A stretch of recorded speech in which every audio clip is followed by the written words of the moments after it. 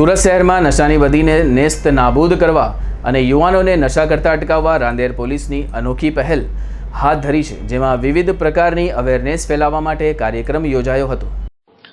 સુરત શહેર પોલીસ દ્વારા છેલ્લા 2 વર્ષથી ડ્રગ્સ સામે અભિયાન છેડવામાં આવ્યું છે। સુરત પોલીસે no drugs in Surat city અભિયાન શરૂ કર્યું છે, જેમાં નશાનો વેપલો કરતા ઈસમોને ઝડપી પાડી કાર્યવાહી કરવામાં આવી રહી છે। ત્યારે ડ્રગ્સના વધી રહેલા દૂષણને ડામવા અને તેની સામે લોકોને વધુમાં વધુ જાગૃત કરવા સુરત શહેર પોલીસે નવતર પ્રયોગ અજમાવ્યો છે।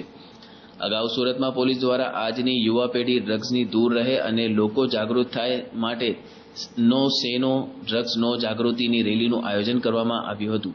આ રેલીમાં વિદ્યાર્થીઓ અને પોલીસ કર્મીઓ પણ જોડાયા હતા। ત્યારે સુરત શહેરમાં નશાની બંદીને નેસ્ત નાબૂદ કરવા અને યુવાનોને નશા કરતા અટકાવવા રાંદેર પોલીસની અનોખી પહેલ હાથ ધરી છે, જેમાં વિવિધ પ્રકારની અવેરનેસ ફેલાવવા માટે કાર્યક્રમ યોજાયો હતો।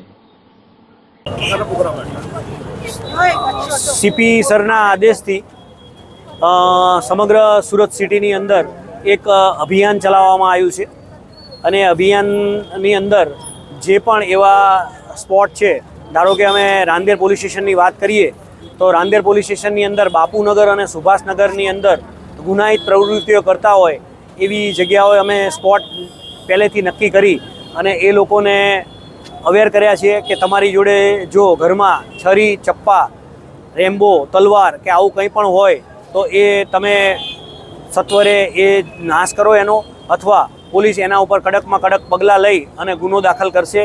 એ સિવાય ડ્રગ્સ, ગાંજો આવી કોઈ પણ વસ્તુઓથી કોઈ પબ્લિક સંકળાયેલા હોય, કોઈ પણ માણસો, તો તમે આગળ આવો અને તમારું નામ નહીં આવે એની ખાતરી સાથે અમે એ લોકોને કીધું છે અને અમારો નંબર આપ્યો છે કે તમે અમને આવા બધા પ્રવૃત્તિઓ જે કરતા હોય એના માટે અમને ફોન કરી અને અમને જાણ કરો।